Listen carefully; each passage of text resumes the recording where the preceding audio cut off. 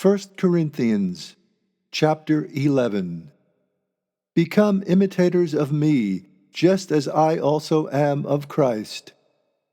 Now I praise you, brothers, because you remember me in all things, and just as I delivered to you the instructions, you are keeping firm possession of them. But I want you to know that the fountainhead of every man is Christ, but the fountainhead of the woman is the man, and the fountainhead of Christ is God.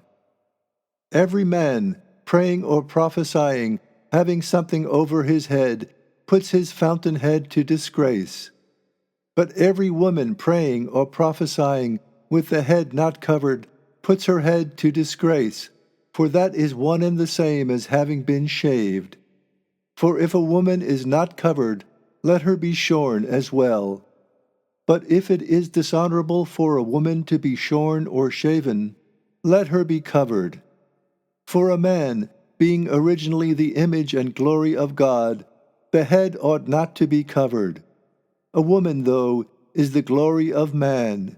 For man is not out of woman, but woman out of man. And man was not formed for the woman, but woman for the man. Because of this, the woman ought to have authority over her head, because of the messengers. Nevertheless, man is neither independent of woman, nor woman independent of man in the Lord. For as the woman is out of the man, so also is the man through the woman. All this, though, is from God. Judge in yourselves. Is it becoming for an uncovered woman to pray to God? Or does not even nature itself teach you that if a man wears his hair long, it is to his dishonor? But if a woman wears her hair long, it is to her glory, because long hair has been given for a head covering. But if anybody seems to be fond of strife, we have no such custom, neither do the ecclesia groups of God. Now, in giving this instruction, I do not give praise that you come together not for the better, but for the worse. For indeed, first I hear that, in your coming together among the ecclesia group, there are schisms among you, and to some extent I believe that.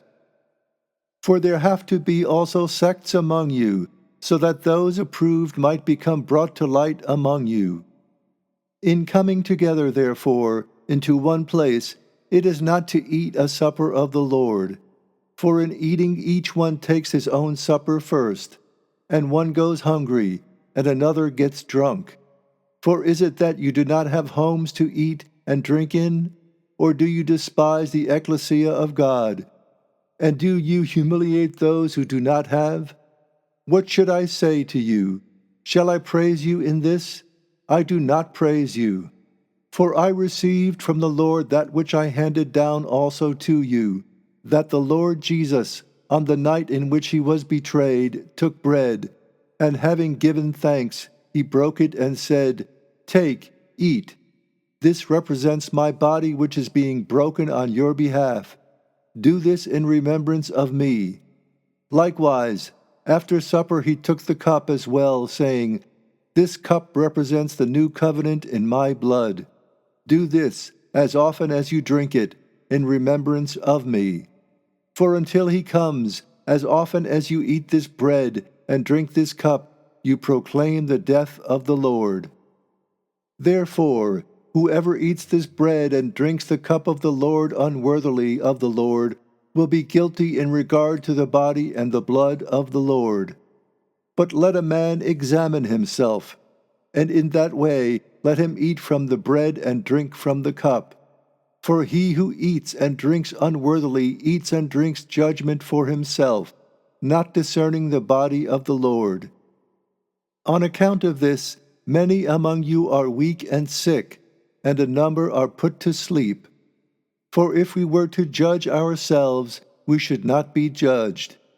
But when being judged, we are chastened by the Lord, so that we should not be condemned with the world. Therefore, my brothers, in coming together for eating, wait for each other. But if anybody might be famished, let him eat at home, so that you do not come together for condemnation. and the other things, when I come, I will set in order.